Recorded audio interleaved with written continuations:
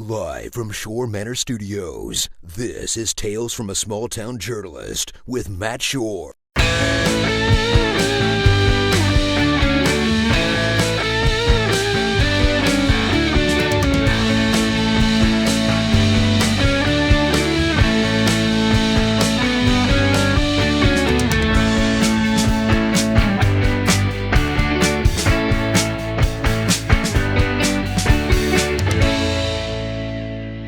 Hey guys, thanks for checking out this episode of Tales from a Small Town Journalist, the podcast dedicated to all the weird and wonderful stories you're only going to hear about from reporters working in small communities just like yours. I'm Matt Shore, and I was one of those small town reporters for nearly 10 years before I finally hung up my camera and my notepad. And in that time, I got to have some really unique and interesting experiences working with the public, and I got to know a lot of other people who also had unique and interesting experiences working with the public. Before I go any further, I do want to make sure and mention this is a listener supported podcast supported by wonderful folks just like you. There are a couple of great ways that you could show us some support. First off, you could go visit our shop over at my website, mattshore.net. Check out some of the books and comic books that I've written and published that are out there. You know, we got horror, we've got science fiction, there's books for young, there's books for old, a little bit for everybody. So if you check some of that out, that would be greatly appreciated. Another great way to show some support is just, help us spread the word. Get the word out about this goofy little podcast and its goofy host and the goofy stories that he shares. Use Facebook, use Twitter, Instagram, TikTok, anything you have at your disposal. Uh, Maybe it's safe with the pandemic. We're kind of on the fence right now, but, maybe go meet someone face to face, and tell them, word of mouth is the best. Tell them, hey, check out this podcast and check out those stories. This episode, I'm returning to my hometown. You may recall, if you've been listening to me for a while, that at the beginning of the year, I checked in with my hometown shortly after the infamous Quad State tornado touched down and just erased a lot of it. That was the conversation I had with so many people. When I told them, they said, what was the destruction like? I said, it's not destruction, it's not devastation, it's just gone.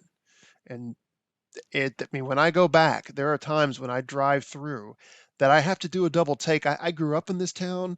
I wouldn't even need to know street names. I would know my way around it because I knew it by heart. But there were times I would drive around a few blocks thinking I was 4 blocks from where I really was, and then realizing, oh, wait a minute, I'm over here now because every landmark that I just knew by heart was just no longer there. So it was a it was hard to see, it was hard to report on, and I was there to witness a lot of this, but it was also kind of rewarding and something to really take some pride in because I was really amazed and proud of the resiliency and the response of all the people in my hometown. I mean, within minutes after that tornado passed through, they were already cleaning up. It's like, okay, this is our town. We're not waiting for somebody. We'll welcome the help, but we're going to get started ourselves. And I remember when I drove through, I saw people out on their yards, and the expression on their faces wasn't one of really loss or just sadness or whatever. It just seemed like I can only liken it to John McClane from Die Hard. Like, well, this is going to be a hard job. It's going to take a while. I guess I better get started. That's it. Those are my people. And maybe I shouldn't have been amazed. Maybe that's who they were all along. This just brought that out to the forefront. So this was a chance to get back, and I connected with, a key figure in all of this, the mayor of Mayfield, Kathy Onan. Kathy had a whirlwind of media appearances following this catastrophic event. And then she got to meet both the governor of Kentucky and the president of the United States all in the same day. And just to further add to the amazement of this, because Mayfield is such a small town, I've known Kathy my entire life. As a matter of fact, really, it's a little awkward for me to call her Kathy because to me, she's always been Miss Onan because she was a teacher at the high school I attended alongside my mother, who was also a teacher. I went to school with her kids. My family grew up alongside her family. So it's a small town, and that's how it is. Everyone's connected to somebody there. You just can't escape it. So it didn't take a whole lot of cajoling to get Kathy or Miss Onan to do this for me as a friend of the family. And it's much appreciated that she did it. I know she's busy. She's got a whole lot going on right there. And that's what I wanted to talk to her about. What all is going on? What has happened since it's been 6 months since this tornado struck down and wiped out so much of the town? What kind of progress has been made? And it was rewarding to hear there's been some great progress. So I'm going to go switch gears now. We're going to go connect with Kathy slash Miss Onan and see how Mayfield's doing right now. This episode of Tales from a Small Town Journalist is brought to you by Grave Diggers Magazine, unearthing the horror stories of yesteryear and uniting them with the horror of today. Enjoy terrifying comics from the 1930s, 40s, 50s, and 60s, alongside columns and interviews from horror creators of the modern era. Grave Diggers, published by Schorr Studio and available at mattschorr.net. Okay, I'm joined by the mayor of Mayfield, a friend of the family, which, as prestigious as that may sound, it's a small town. Everybody's a friend of everybody's family in a town the size of Mayfield. So, Kathy Onan, mayor of Mayfield, Kentucky, thanks for joining me. I'm so happy to be here. I'm going to clarify even friend of the family. I remember when you were born, so we'll just go with that. That's right. Yeah. I graduated with your oldest daughter. Mhm. My brother graduated with your next daughter. So yeah, right. just to further, and you taught at my high school. Just to, That's right. And just we went to, to church together, and your parents are still good friends of mine. So Yep. I think we're connected. Yeah, then there's probably some other connections that neither one of us are thinking of right now, because it's just Right. how it works in a small town. It's a That's giant right. spider web. You know, Matt, I think I talked to a lot of people that didn't grow up in Mayfield, and I've learned something about our town a lot and myself when I talk to them. And one of the things is, I think one of the reasons we have survived and stood strong during all of this is that if you grew up here, you went to elementary school, middle school, and high school with the same people. And if your families lived here a while, your parents went to school with the parents of your friends, as maybe did your grandparents. And we take that for granted. I think that gives us a closeness that some larger towns won't have. I agree. Yeah, I remember once talking to somebody about Mayfield football, and Mayfield football, like so many small towns, like it's almost like a second religion for a lot of people. And they were talking about their professional sports team, and they were saying, oh, that they were really kind of derisive about it, like, oh, that's kind of sad. All you've got is your high school football team. And I just said, to put this in perspective, like you are all excited about a team of guys you've never met who don't know you and have no reason to care about you. That's not being cynical. That they just don't know you, and there's no reason for them to know you. They never will. But high school football, that's your high school. That could be your kids, and if it's not your kids, it's your neighbor's kids, it's your neighbor's kids. I mean, it's connected to the community in a way that's like, it's one, like there's a famous quote from an old one: has your favorite sports team ever hugged you back? Well, at the high school level, it kind of does. Yeah, So it does. yeah, It does. yeah, you're right. Small town devotion to one another. There's roots there that run so deep. And I think that has gotten us even closer. I think that's one of the reasons it's so easy for us to stand strong through all of this, and then to look forward to rebuilding this town where we all live and have lived forever. I think that's one of the reasons that we're in the condition we are today, looking forward to the future. Well, speaking of the rebuilding process, that's the main reason that I wanted to check in. We talked about this before we started recording.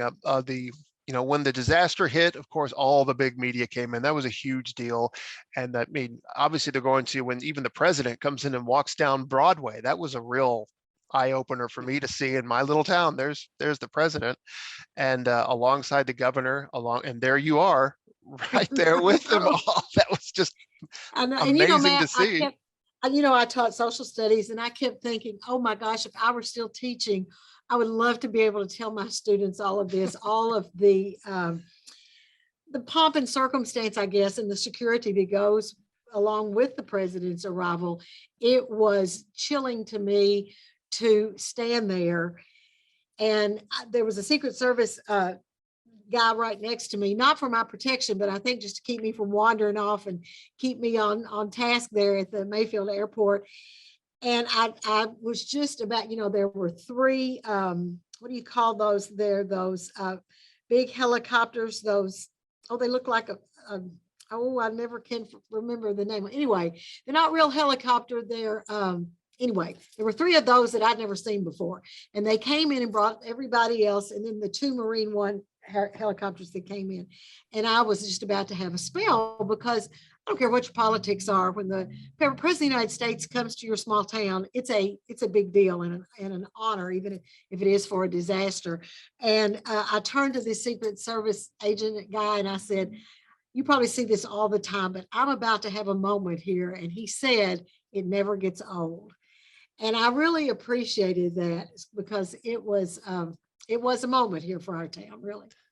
Yeah, that was because I had conversations with people about the president visiting, and I just, regardless of your politics and what you think, if you didn't have to like this president, but him being there is an incredibly good thing because that gets all the eyeballs on the community, and a lot of those eyeballs belong to sources and resources that are going to come in and help rebuild. Right. So it's hugely beneficial that he's there, regardless of who it is. So yeah, I mean, just seeing him there, and in addition to just kind of the coolness factor, I guess, of seeing the leader of your country in your hometown, but on top of that, knowing, I knew that him being there was going to bring a lot of resources that might not have been there otherwise. So I was ecstatic to see him there because I knew it was going to be a definite help to Mayfield, just his presence there. And Matt, it showed a human side of a president in the fact that the Judge Executive Jesse Perry and I and a bishop of St. James AME Church, we met downtown and walked on Broadway, like you said, and then we turned there and went to the west side of the court square, and we were about in front of where the messenger office had stood just a week prior to this. And Judge Executive Perry said, Mr. President, I hope that we could just stand here and pray for our community. And once again, putting politics aside, it's a pretty powerful statement when the president of your country pauses and prays with you for your community and the people and the families of those who we lost in the center of your tornado ravaged town.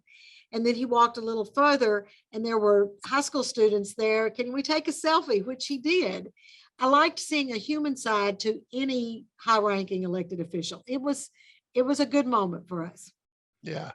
And one of the standout moments for me, it does involve you, when one of your endless media appearances that you had to do. I can only imagine how exhausting some of that got, but it was one of the first ones you did, but a statement that I've never forgotten was, pray for us now, but we're going to be okay.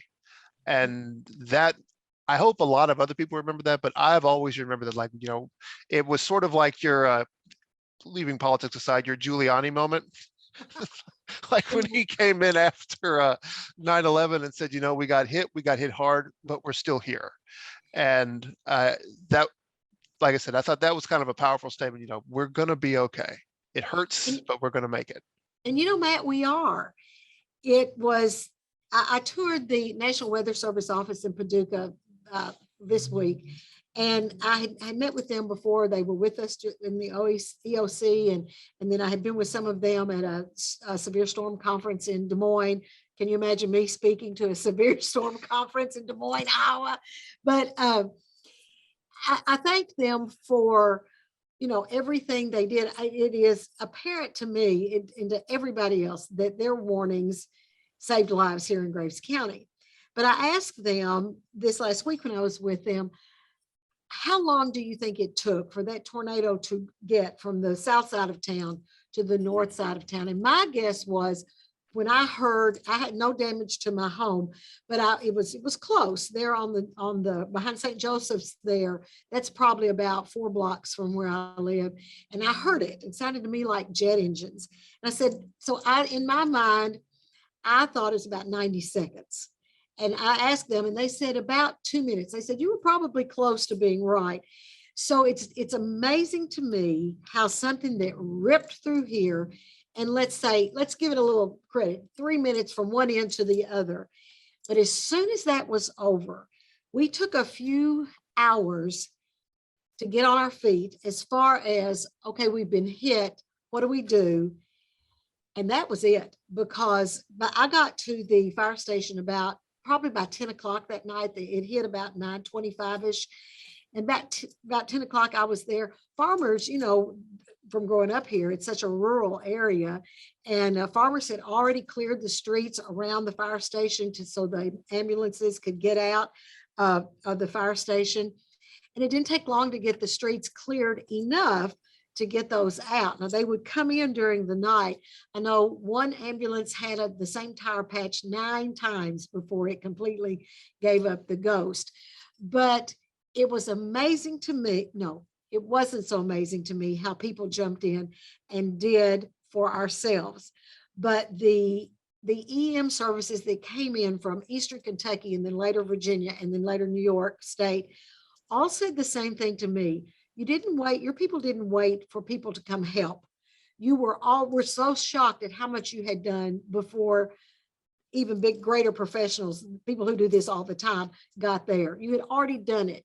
And you didn't say what or how are you going to help us? It was, how can we help you do what we need to do? And I will always, I would say this before the tornado, but even more now, these are some mighty fine, resilient people that live in this county. Well, that's for They're sure. the best. Yeah. One really proud moment that I heard, and it doesn't get talked about a whole lot.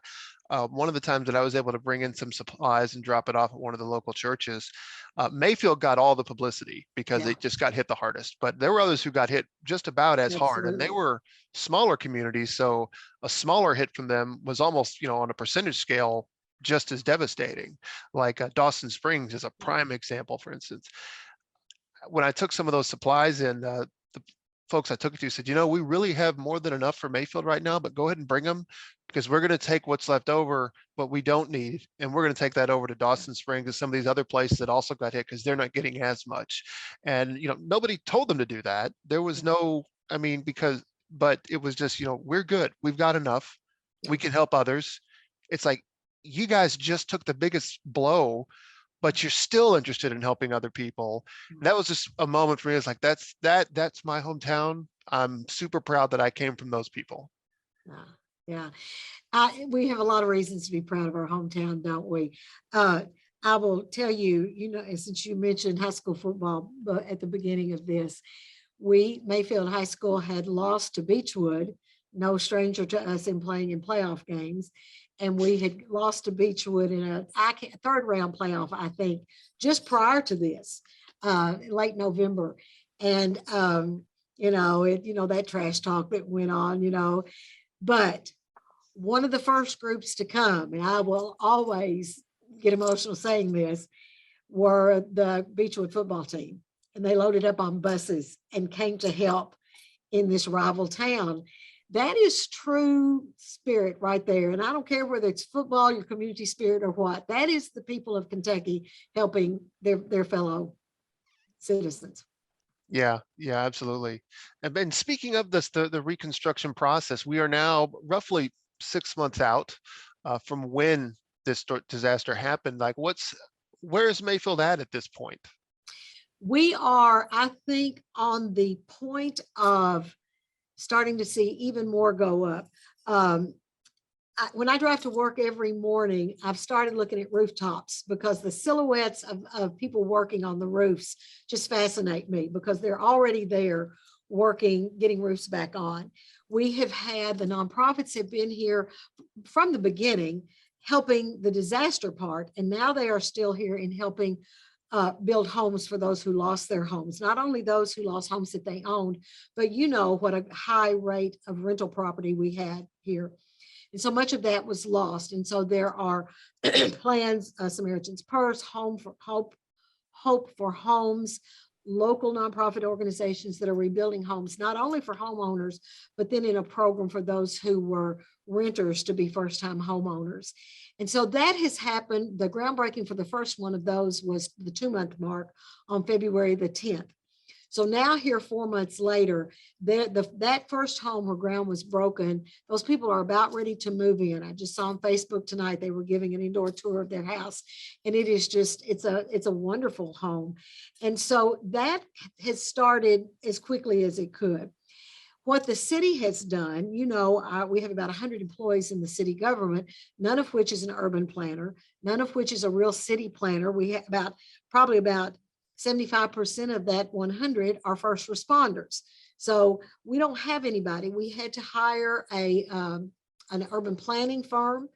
We've hired a architect here locally, but we lost all of our City Hall is still iffy as to whether we're going to renovate or tear down and start over. But every other city government building was a loss, except for those 2 small fire stations. And same with the county government. So we have hired an architect to get started with that. And he's local, but he partnered with an architecture firm in Lexington that has a lot of experience with municipal buildings. So that, as far as city government, that starting is going to be wonderful. I have heard just this past week of a lot of property near the downtown and in the downtown area that has been bought by developers. You know that our buildings down there were old, and there were only that one side of the court square that still were the old buildings. And so it's invigorating to me and exciting and hopeful to me to think of what's going to happen. We met with the urban planner for the first time last Tuesday, and to hear we've got a lot of community input. There's a whole community Mayfield Rebuilds group that is strictly community input, not city government saying this is the way it's going to be. And their suggestions were, a lot of green space, a lot of walking areas, maybe even the center of town will not completely be the court square, but just a block over, with still having that court square there, but then a small commercial area in just a little off other than where it was. And one of the best things about that was we polled the students all the way from kindergarten to seniors in high school as to what they wanted. And a lot of input came from them because, your parents and me, we know what we would like to see here, but it's to build for the future. We all know that. And so I love to get the input of those younger people in this process. Very good. Yeah, it's because I come back to Mayfield quite a bit since my family's there. And I won't lie, the neighborhood that the first home that I lived in until I was about 5 years old, that neighborhood it's the way I describe it's like it's erased. And like it was erased at the time. It's just cleaned up now. But that's why when people talked about destruction, devastation, I said, no, it's none of that. It was just erased. So it still hurts to drive through that part of town and just see that it's just gone. Like I'm not going to be able to take my kids and say, hey, there's the house I grew up in. There are 2 other homes that my family lived in. They're all still there. So it's sort of like on one side, there's that heartache of seeing the devastation that's still there, but you can also see the work happening and progress is being made. It's slow, like especially rebuilding some of those churches downtown. Like to me, that was the biggest loss. I don't want to diminish the neighborhoods and people's homes. There's so much history in those 4 giant churches there, but they're rebuilding. It's going to take time and they won't look the same, but they are rebuilding. So yeah, there's good and bad there. Have you seen the pocket park in your neighborhood over there on North 6th? Have your parents told you about that, Anderson Park? I'm not sure, thinking of the Anderson family, was one of the founding families. And when that there was nobody else living in the Anderson house, it was beyond repair, and that family donated it to the city. It's on the corner of 5th Street and 6th Street in Indiana. And it was a beautiful big tree wooded lot. And it was just a peaceful, there wasn't playground equipment. It was just a sit and enjoy park. And it had 4 benches and just a little sidewalk area in it. And so probably back in the end of February, I got a call from a representative of a nonprofit called DRAW, Disaster Relief at Work.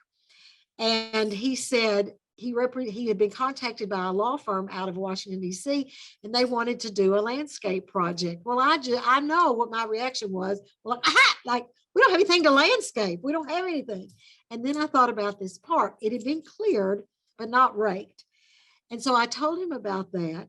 And the representative of DRAW was a graduate of Asbury University near Lexington.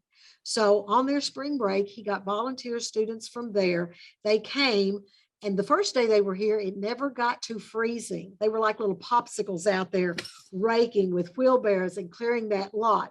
And they worked till through Monday afternoon. And then there's been more work done on it. I called the garden club ladies, that formidable group here that don't get in their way, because if they've got a project, they are going to get it done. So just 2 weeks ago, we had the rededication of that park. The law firm from DC had planted 24 trees to commemorate each of the persons from the county who was lost. They replaced the 4 benches.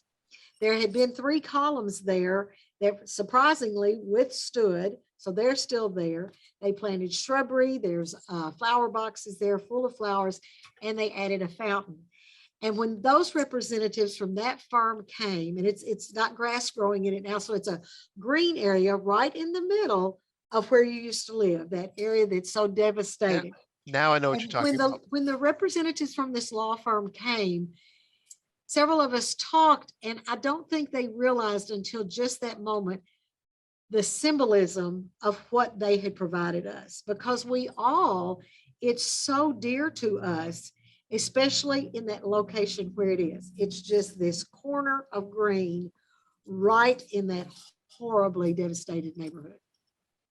Yes, I'm familiar with it now, because I remember driving the last time I was there. I drove through and I spotted that, and I thought, wait, that wasn't there before. I don't think the house is obscured it from view when it was. Yeah, I remember that now, and I think the rebuilding process is going to take time, and when it is done, there will be a little bit of sadness that the home that I was a child and I won't be able to go back and show my kids, and so much of the town is going to look very different. I mean, there have been times I've driven through and I thought, I'm okay, here's where I'm at, and then I realized, no, actually, wait a minute, I'm 4 or 5 blocks over because I don't recognize this town anymore. But when it's all rebuilt, and it will get rebuilt, that will be kind of another testament, I think, to the town's resilience. So like this moment right now is basically, in the grand scheme, like a blip. It's an extremely painful blip, but when it's over with and the things are rebuilt, that will be such a significant part of the history of the town that it's like, this awful thing happened, but that didn't define us. What defined us is we built back. Yeah. And yeah, it's sad what we lost, but we didn't just knuckle under. We kept going. Our city attorney, who is your age as well, and he made such a poignant statement, I think. He said, I never realized how much I loved my town until I almost lost it. And I think it's like anything in life. When we rock along and we take things for granted, we know we're happy, but it takes a jolt. And this was, like you said, a pretty big blip, a pretty big jolt. But to realize we're still here, but look what we almost lost. Look what we could have lost. And as devastating as it is, a lot of places don't get a chance to redefine themselves, to rebuild themselves, to recreate, to make it better without them making a decision to demolish and then rebuild. That decision we had no choice in, and we probably never would have done that. But we can be so progressive and so environmentally better than we were before, and build something that our community can be even prouder of than what we were before the tornado in December. Yeah, I look forward to what it's going to be. It's and it'll be interesting when my kids are old enough to understand things, that I can point out, like, okay, here's the new part of town. This is post tornado, all this stuff, and then this other side. Okay, that's old Mayfield. There's going to be like old Mayfield and new Mayfield now. That's right. That's right. But one thing that will always be constant are the people and their resiliency and their determination to make it better. Yeah, I'm going to quote a Marvel film here. Of course you are. Thor Ragnarok. There's a part where they're losing their home of Asgard, and they decide, Asgard isn't a place. Asgard is a people. So I'm going to paraphrase that a bit. Mayfield is more than just a place. Mayfield is a people. Absolutely. Absolutely. Even before the tornado, when people would ask me what's the best thing about Mayfield, Kentucky, I never had to think. It's always the people. And I also say now, we may fight like cats and dogs on Facebook, which we do sometimes, but that falls away when it's neighbor next to neighbor helping other neighbors. Yeah, and it's there's a closeness there in smaller communities. Like Mayfield has, I'm not sure what the new census count is, but last time it's always hovered around 10,000 people. I'm Yes. sure it's about the same. But with the smaller a town, yeah, it just, everybody. There's a song, "Everybody Dies Famous in a Small Town," because yeah, everybody knows you. And then this, not to be dark, but like at someone's funeral, they're always telling these stories like, "Oh, I remember when this happened," and it's always something funny. It's like, "Oh, that crazy son of a gun." And Yeah. so yeah, there's a closeness and a resilience, because that I think the resilience gets overlooked in a lot of small towns, because a lot of small towns, lately, they are dealing with hard times Mhm. with like Mayfield when they lost Continental Tire. That was a big blow to the community, and it Mhm. took a while to climb back. And I think that's part of why when the tornado hit, it bothered me a lot, because like, man, they've made so many strides. They Yeah. climbed out of so much, and now this happens. But didn't stop them. It's like, okay, we're going to keep knocked back a bit. We're going to start climbing out again, and we'll get there. It'll take a while, but we'll get there. And yeah, because and every small town, really, so many small towns are that way. There might be exceptions, so I'm not going to say all of them, but so many small towns, there's a resiliency there, because the people that stay there, they're there because they want to stay there. Mhm. Like because they could leave, they could go elsewhere. So many people have, but it's like, nope, this is home. I'm going to stay here. I'm going to make this work.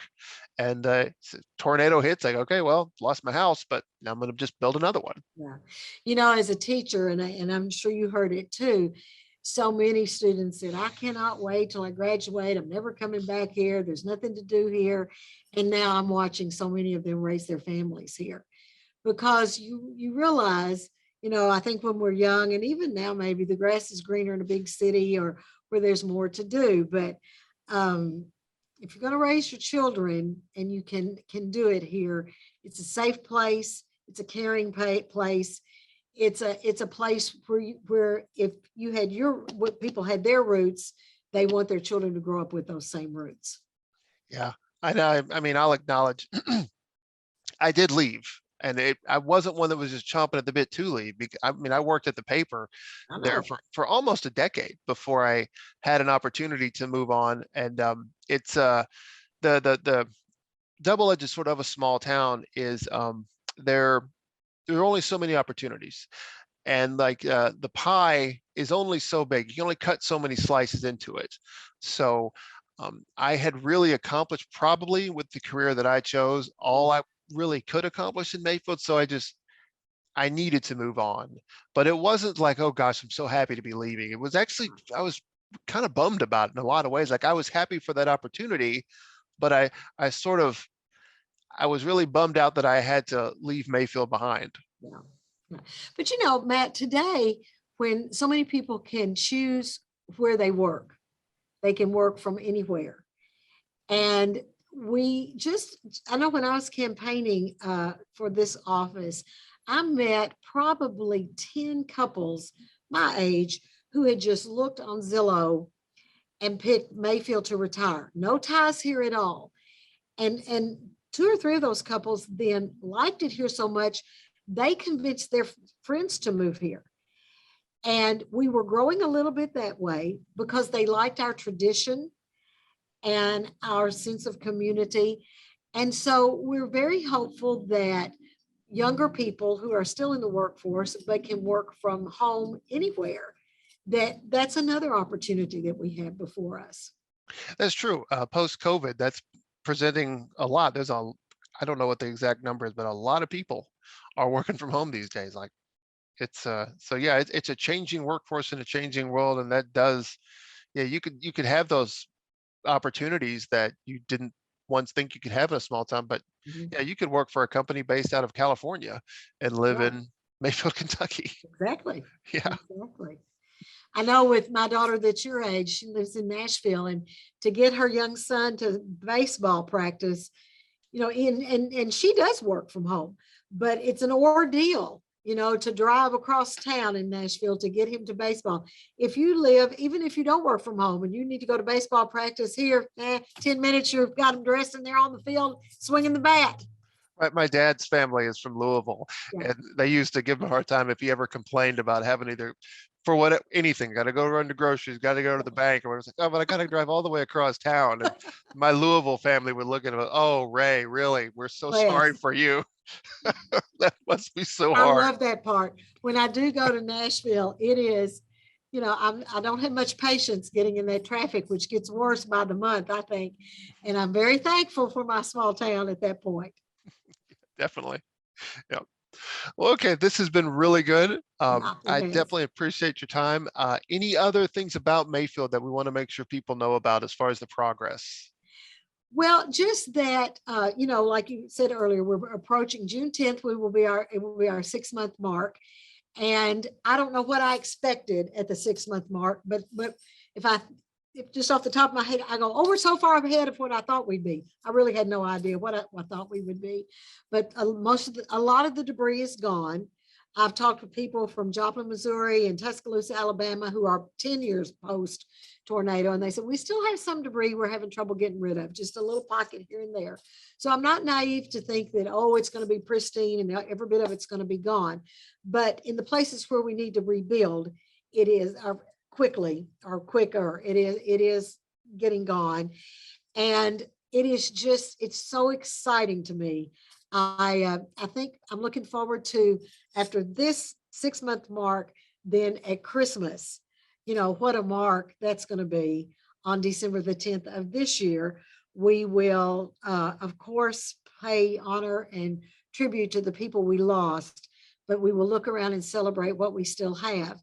And somebody asked me just today in an interview, they said, when do you think? I said, come back, look at us at 3 years. I think in 3 years, we won't be able to see all the way across from the north part of town to the south part of town, because you come over that overpass there and you can just see to the far side of town, which you never were.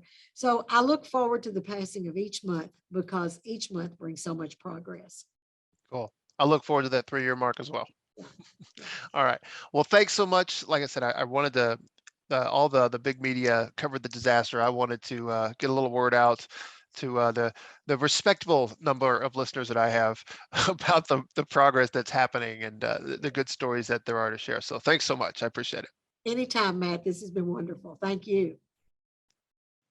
All right. Thank you, Madam Mayor, for taking the time to speak with me. I can only imagine how busy your schedule is right now. Just public appearance interviews, all that stuff. I know it's still going on, even if it's not on the national news. It's still definitely happening. So thanks for finding time for me, and thank you for being there to be the one that leads my hometown out of this difficult time. It's going to be a while, but I'm really glad you're there to do it. So thank you for that. And above all, I want to say thank you to everybody of Mayfield for making me proud to consider myself one of you, because it doesn't matter where my life takes me. I may not live in Mayfield right now, and who knows where I'll end up before everything's all said and done.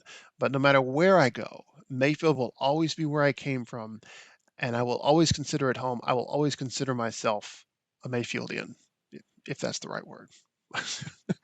um, but as we start to wind down, I do have one important announcement I want to make sure and mention as this drops. This podcast this week, at the end of the week, on the weekend of June the 10th through the 12th, I will be in Metropolis, Illinois, as part of the Superman celebration. Eager to get back into that.